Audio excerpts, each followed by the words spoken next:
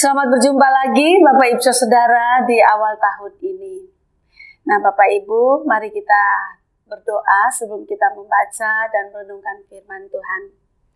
Bapa, sungguh kami bersyukur karena di setiap hari, setiap langkah kami, senantiasa ada jaminan dari Tuhan.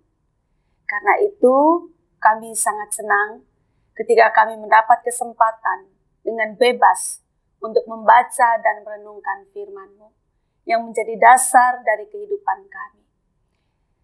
Kiranya Roh Tuhan yang memimpin kami, baik membaca, berusaha untuk mengerti firman-Mu, dan Tuhan menyampaikan kehendak firman Tuhan ini kepada kami, supaya itu menjadi pegangan di dalam kami melangkah di tahun 2025 ini.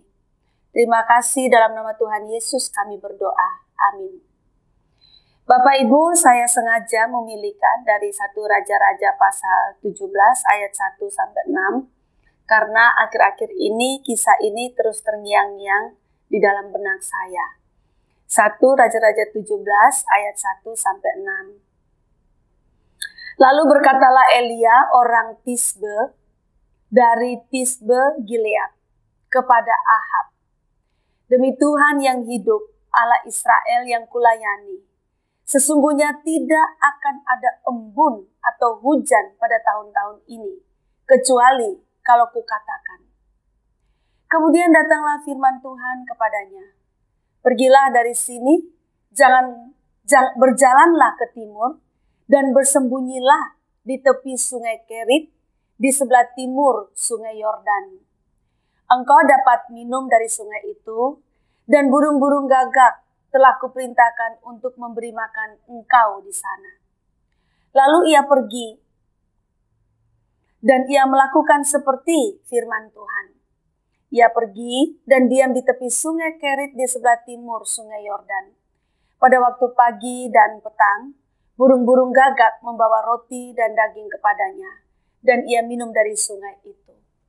Demikian jauh pembacaan firman Tuhan. Yang berbahagia adalah setiap kita mendengarkan firman Tuhan, memelihara serta melakukannya dalam kehidupan kita setiap hari.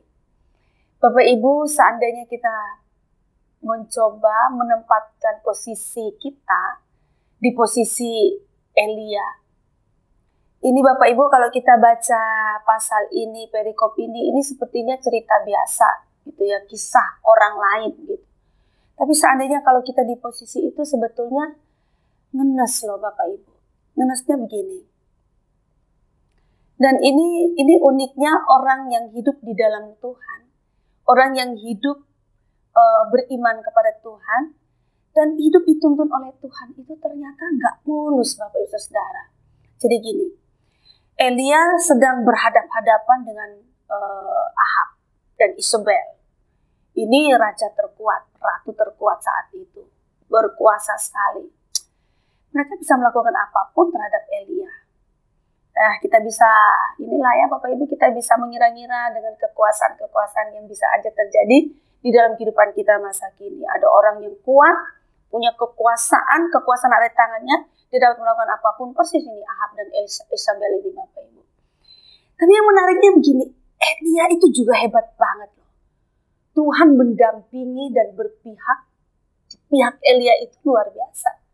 Elia berani kok mengatakan bahwa nggak akan hujan. Tidak akan hujan sampai kukatakan. Itu berarti Elia bisa menentukan. Bukan dia pawang hujan Bapak Ibu. Ini secara sebetulnya siklus hujan, siklus matahari dan sebagainya itu kan wewenang Tuhan. Itu kedaulatan Tuhan yang mengatur. Tapi karena kedekatan Elia dengan Tuhan sedemikian rupa, Elia bisa mengatakan begitu. Itu mengatakan bahwa betul-betul Elia itu berada di pihak Tuhan, Tuhan ada di pihak Elia, bahwa Elia dan Tuhan itu ada di posisi yang sama. Tetapi Elia juga sedang terancam kan Bapak Ibu Saudara. Makanya Tuhan juga bekerja sama dengan Elia setelah Elia menantang Ahab dan mengatakan bahwa sesungguhnya tidak akan ada embun atau hujan pada tahun-tahun ini, kecuali kalau kukatakan.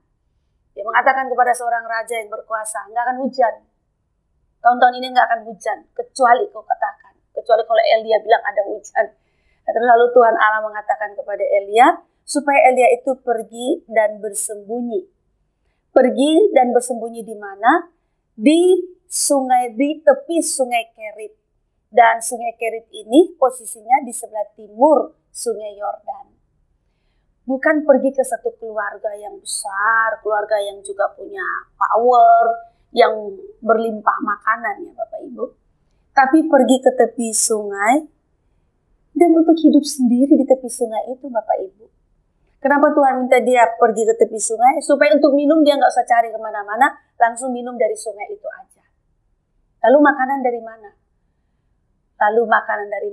Makanan dari burung gagak yang akan Tuhan perintahkan untuk memberikan roti dan daging kepada Elia.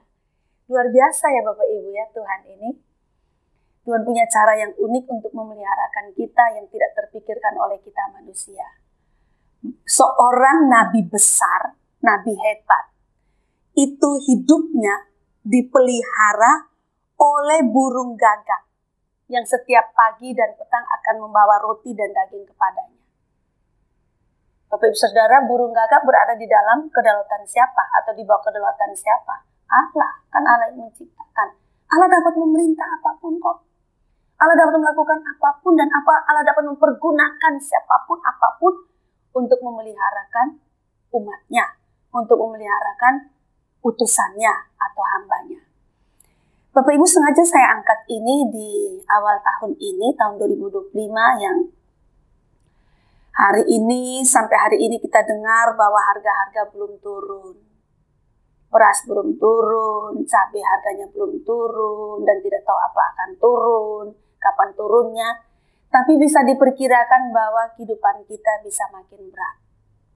Kalau di zaman ini Bapak Saudara, itu zaman sebentar lagi akan masuk dalam masa kekeringan, masa paceklik, masa sengsara.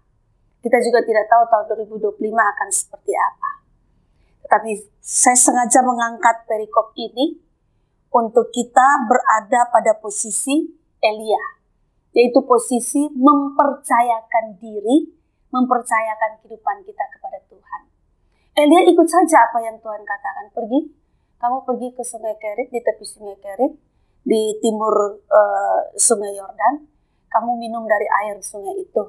Nah, aku akan memelihara engkau, akan menyuruh burung gagak untuk berimu makan. Bapak Ibu, menyuruh binatang gitu. Nah, artinya apa? Bahwa Allah dapat melakukan apapun kok. Karena seluruh dunia ini kan di bawah kedaulatan dan kuasa Allah. Allah dapat memeliharakan kita.